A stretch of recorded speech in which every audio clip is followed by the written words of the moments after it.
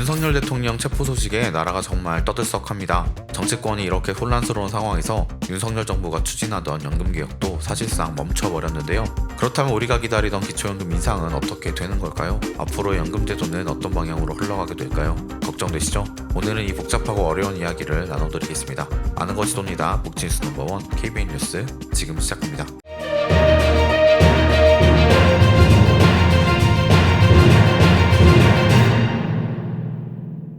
그동안 스마트폰 사용이 어려워서 고민하셨던 분들 주목해주세요. 시니어를 위한 스마트폰 활용 및 챗GPT 한 권이면 유튜브를 찾아 헤맬 필요도, 자식들에게 물어보느라 눈치를 볼 필요도 없습니다. 이 책은 스마트폰 기본 사용법부터 챗GPT 활용법까지 쉽게 따라할 수 있도록 정리되어 있습니다. 특히 유튜브 영상처럼 빠르게 지나가는 설명이 아닌 천천히 하나씩 따라할 수 있도록 자세히 구성되어 있어요. 실제 스마트폰 화면 크기로 된 이미지와 친절한 설명 덕분에 누구나 이해하고 활용할 수 있습니다. 또 35만 구독자를 보유한 시니어 정보 채널 걱정마 엄빠에서 출간한 만큼 더욱더 신뢰가 가네요. 지금 QR코드와 더보기, 고정 댓글 링크를 통해 온라인에서 구매 가능하고 1월 14일부터는 서점에서도 만나보실 수 있습니다. 윤석열 정부가 핵심 국정과제로 추진하던 연금개혁이 정치적 혼란 속에서 사실상 좌초됐습니다. 보건복지부는 올해 업무 추진 계획에서 연금개혁 논의를 적극적으로 지원하겠다고 밝혔지만 최근 정치권의 격화된 대립으로 인해 연금개혁의 동력이 크게 약화됐습니다.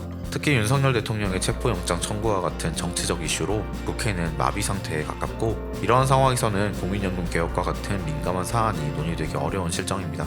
보건복지부는 가장 좋은 개혁은 가장 빠른 개혁이다라며 국민연금 보험료율 인상에 대한 공감대가 형성돼 있다고 밝혔습니다. 여야 의원들에게 연금개혁을 빠른 시일 내에 처리해달라고 요청하며 올해가 마지막 골든타임이 될 수 있다고 강조했지만 현실은 녹록지 않습니다. 여야의 극심한 갈등과 대통령 탄핵 전국이 겹치면서 국회 내 연금개혁 논의는 사실상 멈춰섰습니다. 만약 대통령 탄핵이 인용된다면 2025년 조기 대선, 2026년 지방선거, 2028년 총선, 2030년 대선 등 굵직한 정치 일정이 이어져 연금개혁과 같은 민감한 사안을 다루기 어려워질 것이란 전망도 나옵니다. 정부는 지난해 9월 국민연금의 지속 가능성을 확보하고 미래 세대의 부담을 줄이기 위해 21년 만에 연금개혁안을 발표했습니다. 이 안에는 기초연금과 국민연금의 전반적인 개편 계획이 포함되어 있었는데요. 우선 기초연금부터 살펴보겠습니다. 첫째, 기초연금을 2027년까지 단계적으로 40만원까지 인상하겠다는 계획이었습니다. 구체적으로 2026년에 기준 중위소득 50% 이하 어르신들 대상으로 먼저 40만원을 지급하고 2027년에는 소득 하위 70% 어르신들까지 확대 지급한다는 방침이었습니다.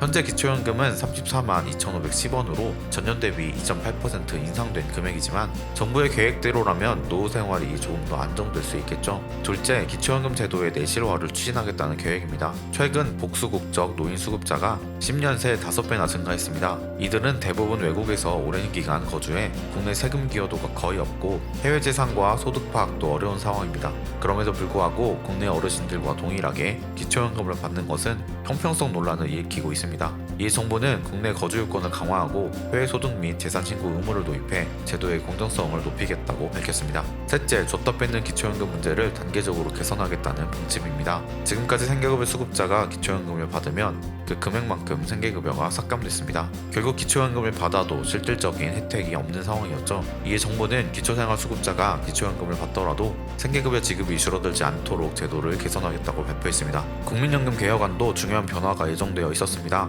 첫째, 국민연금 보험료율을 13%까지 단계적으로 인상하는 계획이었습니다. 1998년 이후 9%로 유지되던 보험료율을 인상하겠다는 것이죠. 다만 세대 간 형평성을 고려해 50대는 매년 1%포인트, 40대는 0.5%포인트, 30대는 0.3%포인트, 20대는 0.25%포인트씩 차등적으로 인상하는 방안을 내놨습니다.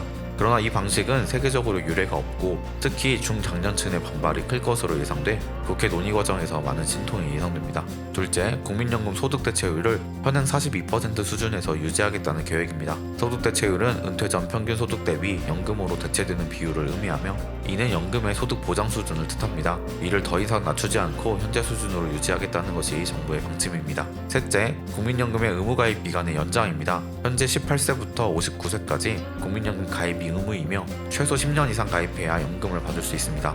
그러나 세계 연금 선진국들은 연금 수급 연령을 높이면서 의무 가입 상한 연령도 함께 높이고 있습니다. 우리나라 역시 의무 가입 상한 연령을 높여야 한다는 목소리가 많았고 전문가들은 정부의 이러한 방향을 긍정적으로 평가하고 있습니다. 하지만 현재 국회의 상황은 연금개혁 추진을 어렵게 만들고 있습니다. 지난해 국정감사, 예산심의, 그리고 최근의 탄핵 정국 등으로 국회는 마비 상태이며 연금개혁 특별위원회 설치와 같은 논의조차 후순위로 밀려난 상황입니다.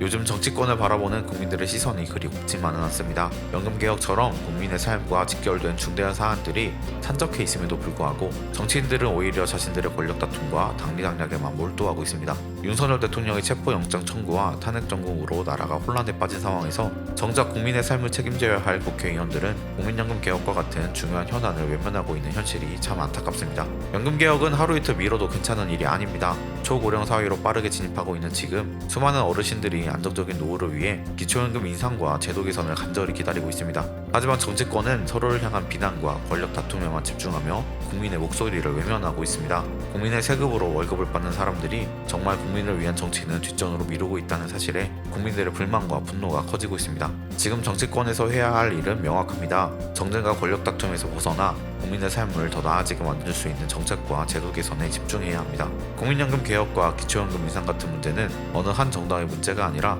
국민 모두의 미래가 달린 문제입니다. 국민을 위한 개혁을 미루고 피하는 것은 결국 미래 세대에게 감당할 수 없는 짐을 떠넘기는 무책임한 행동입니다. 국민의 삶을 외면한 정치가 계속된다면 국민들은 더 이상 침묵하지 않을 것입니다. 하루빨리 정치권이 정리되어 국민을 위한 정치를 실천하는 진정한 정치인들이 앞장서길 바랍니다. 한편 우리나라는 이미 초고령 사회에 진입했습니다. 65세 이상 노인 인구가 전체의 20%를 넘었고 2025년에는 40%를 초과할 것으로 예상됩니다. 기초연금 수급자도 2027년에는 약 1223만 명으로 증가하고 이에 따른 재정 지출은 217조 원까지 늘어날 전망입니다. 이러한 재정 부담을 감안할 때 전문가들은 노인 가구 중 취약층을 집중 지원하고 국민연금과 기초연금을 연계하는 구조개혁이 필요하다고 지적합니다. 그러나 올해 보건복지부의 업무계획에는 이러한 구조개혁이나 선별 지원 방안이 빠져있어 향후 연금개혁의 방향은 불확실합니다. 결국 연금제도의 개선과 변화는 향후 정권의 방향에 따라 크게 달라질 것입니다. 보편적 복지를 강조하는 민주당과 선택적 복지를 주장하는 국민의힘, 어느 쪽의 정책이 실현될지는 어르신들의 선택에 달려 있습니다. 지금까지 윤석열 정부의 연금개혁 현황과 기초연금 40만원 지급 계획에 대해 알아봤습니다. 정치적인 상황이 어떻게 변하든 어르신들의 안정된 노후는 반드시 지켜져야 합니다. 앞으로도 변화하는 복지 정책을 빠르고 정확하게 전달해 드리겠습니다. 오늘 준비한 영상은 여기까지입니다. 영상 유익하셨다면 구독, 좋아요, 알림 설정 부탁드립니다. 아는 것이 돈이다. 지금까지 복지뉴스 넘버원 KBN 뉴스 윤석호 기자였습니다.